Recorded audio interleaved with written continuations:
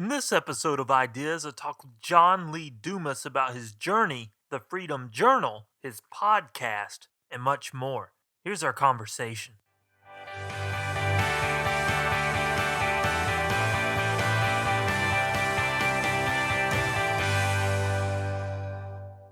All right, today's guest is John Lee Dumas. He is the founder and host of EO Fire, an award-winning podcast where he interviews today's most successful entrepreneurs 7 days a week. John has interviewed over 1,200 entrepreneurs, and Entrepreneur on Fire generates over 1 million monthly listens. John's latest project is the Freedom Journal. It launched on Kickstarter and raised $453,000 in 33 days and became the 6th most funded publishing project of all time. Wow, John, thanks so much for coming on the show. Well, with a name like Adam Smith, how could I decline? How can you resist, right? That's awesome. I definitely want to talk about the journal because those are some amazing numbers. But first, I really want people to hear your story because it's just so inspiring. It inspired me when I first heard it. To go from the 9 to 5 to where you are now, it's amazing. And there's so many people out there who may feel like they're stuck in a 9 to 5 and are wanting their way out. And you found your way out. Maybe they're hustling in the morning and the evening. And I just want people to hear your story to maybe give them some connection to you. So take it away.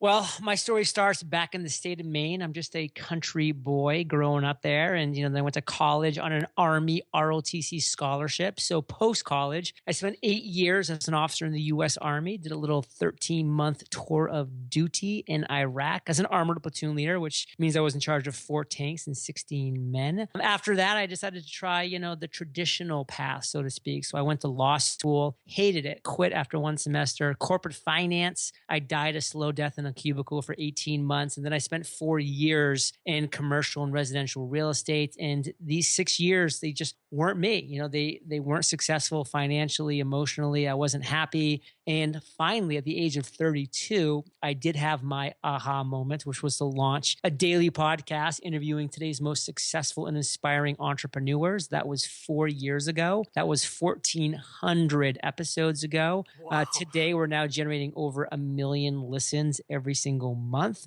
of our great show. And, we're a 7-figure-a-year business. That's amazing. And that story there, I think, just speaks volumes to success and putting the time in. But what would you tell yourself in that 9 to 5? What advice would you give yourself then? Wow. Looking back to the 9 to 5, I would just say, hey, what am I doing every single day to consume content that inspires me? Whether it be reading books, listening to podcasts, listening to audiobooks, watching shows, like Tony Robbins' Netflix documentary just came out. I mean, what am I doing to consume the right content that is going to start me down the path of, being exposed to inspiring people, motivating thoughts that could potentially give me my aha moment, my idea, my light bulb that I can then take and start to execute on. But it all starts with consuming. And while we're on the subject of your show, I want to know personally, and I'm sure a lot of people want to know too, how do you find time to put out a show 7 days a week? It's all about time. It's all about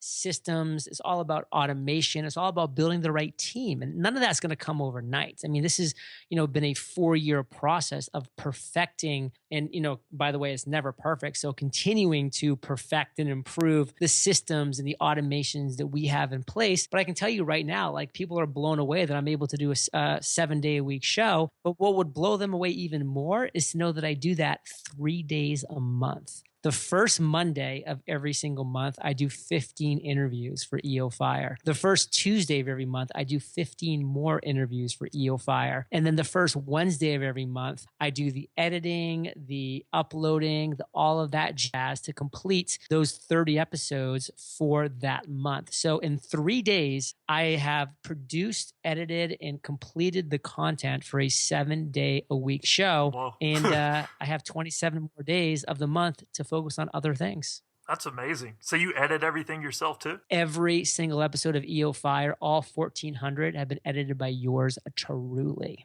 You're good at time management, I would say. So what do you do the other 27 days of the month then?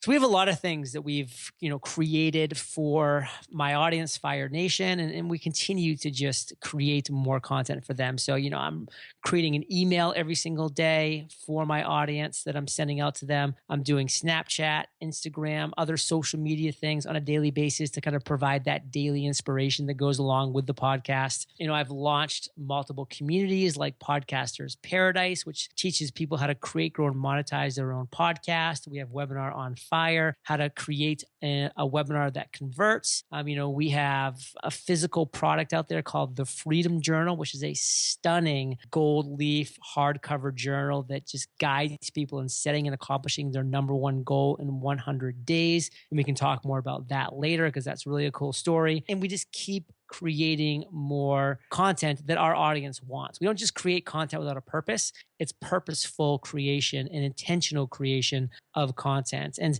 that keeps me pretty busy. Now, one thing that I really love about your show is positivity. Where does that come from? I mean, you can hear it in your voice. I mean, even as I just talked to you. It's just doing what you love. And it took me a while to get here. Like I wasn't born, into this world, like necessarily doing what I love. I mean, I went to school and school was okay. Went into the army and the army was tough. Went to law school. I hated it. Went to corporate finance. Wasn't in love with it. Did real estate. There were some ups, some downs. Like I just had never found that thing that I love doing. But something that, again, took me 32 years to find that I do love doing is having conversations with entrepreneurs and sharing, my learnings, my failures, my mistakes, my successes, my wins with other people. And I love having these conversations so that when the microphone is on, I'm having a blast and I love it. And as we talked about in the pre-interview, Adam, you're my 8th interview today because one day a month, I do 14 interviews on other shows. And you're one of those 14 today. And guess what? I'm even more on fire right now than I was for interview number 1 this morning because I just keep building off of the momentum from every single show and having a blast. That's so cool. And we've already talked about it, the Freedom Journal. We have to talk about it. It was received so well on Kickstarter. Did you see that happening? So I'd been building my audience for 3 years. I've been delivering free, valuable, and consistent content for a really long time. So I did have faith that my audience was going to support this because they told me they needed it. I believed them. I created it.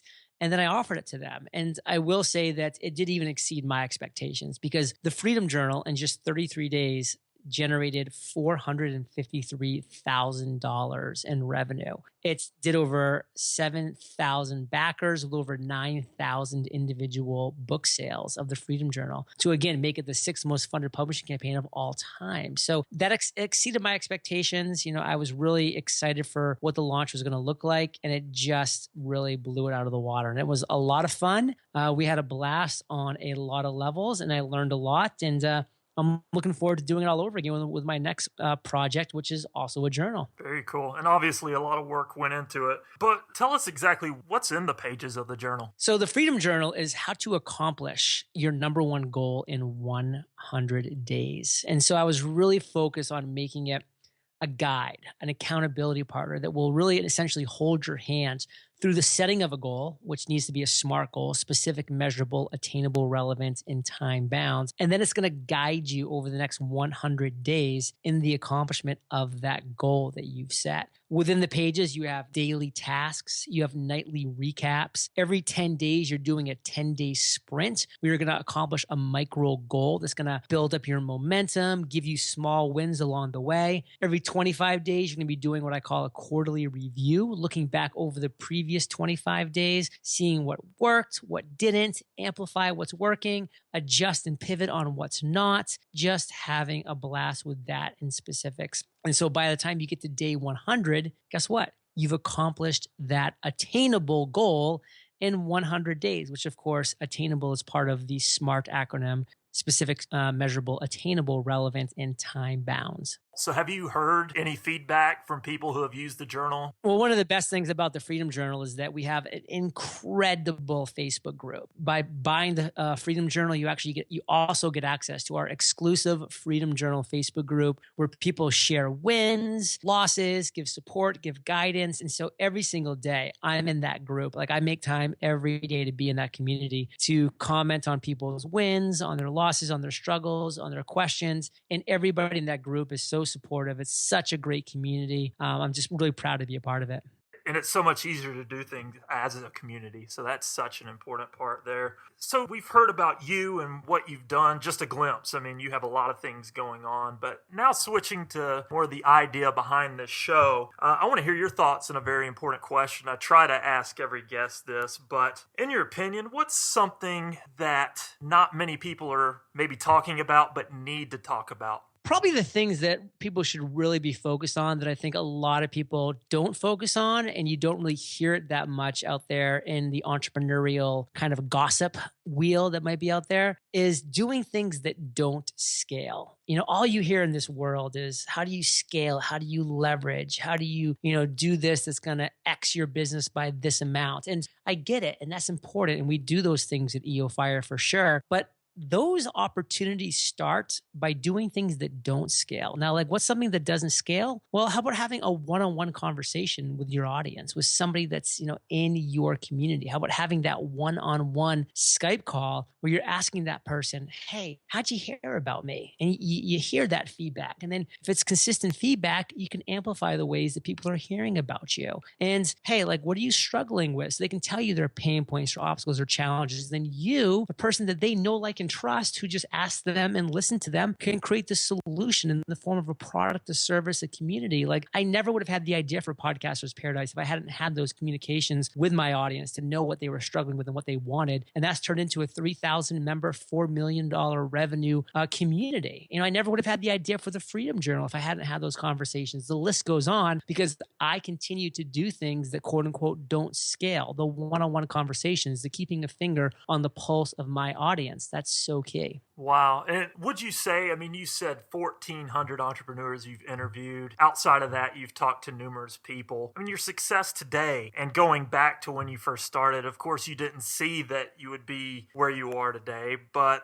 those relationships that you created, it just built on each other over time, correct? One thing that people ask me all the time is like, John, like, who's your mentor? Like, who are you mentored by? And I love just saying, listen, I have over 1,400 mentors. Like every single time I interview somebody for my show, EO Fire, I get to be their mentee. I get to learn from them. I get to ask them questions that I'm curious about and their areas of expertise and learn from them. That's an incredible opportunity. And I don't let that go to waste. Love that. That's valuable advice for my listeners. Build relationships. Think of those things that maybe you don't see a return on, and do those things that will bring value to other people and yourself. And wrapping up here, I want to hear what's one last piece of advice that you would give listeners today. It doesn't even have to be business advice. It can be life advice, anything really here. I love this Chinese proverb that's very simple. If you want to be, do. And I think if people just keep things simple in their lives and they just like look to inspirational words like that, like, what do you want to be? Do that thing. Like I wanted to be a podcaster. So I had to actually turn on a microphone and podcast. It was really that simple. So what is it that you want to be in this world? Do that thing. It can really be that simple. Writers write, as Stephen King is famous for saying, Michael Jordan, Tiger Woods, they were horrible at their respective sports the first time they did it. But the 10,000th time they did it, they weren't. So do that thing.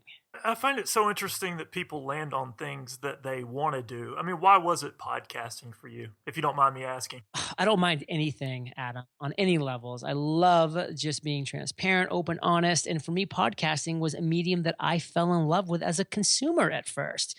Just like I'm sure to kind of keep the analogy going with sports, a lot of people fall in love consuming sports, watching it on TV, seeing people they admire do it, and then they do that thing and they fall in love with it in the actual real world as well. And so for me as a consumer, I just love the medium. I got it. I thought it was so cool that there was free, valuable, consistent, on-demand, targeted content out there in the form of a podcast that I could press play and press pause, and that it was a very intimate form of a connection with the host. I got all of it. It just clicked for me. And I just wanted to be a part of it. Just like people growing up before podcasting, even existed, just fell in love with radio. They just wanted to be a part of radio. And then they wanted to be part of TV. And, you just hear those stories over and over again in these different industries and niches. And for me, it just, the light bulb went on and I wanted to be a part of that industry, of that medium. And to me, that meant launching a podcast, but, wanting it to be different and unique and something that I felt was filling a void that I saw out there. And there wasn't that 7-day-a-week podcast interviewing successful entrepreneurs. So I said, why not me? And I'm so glad you did do podcasting as millions of other people are happy that you took it up. So I took so much value away from today. John, thanks again for coming on the show. One last question for you. Where can people find your work? Adam, all the magic happens at eofire.com. You can get our free podcasting course there, our free webinar course there. And if you have a goal that you know you want to accomplish, and I really, if you're listening, hope you do, because we all should have a goal that we want to accomplish at every single stage in our lives, head over to thefreedomjournal.com, invest in yourself. It will guide you in accomplishing your number one goal in 100 days. Beautiful. Thanks again for coming on the show. Thanks, Adam. Thank you for tuning in. I hope you got something out of these ideas. Go ahead and subscribe so you don't miss an episode.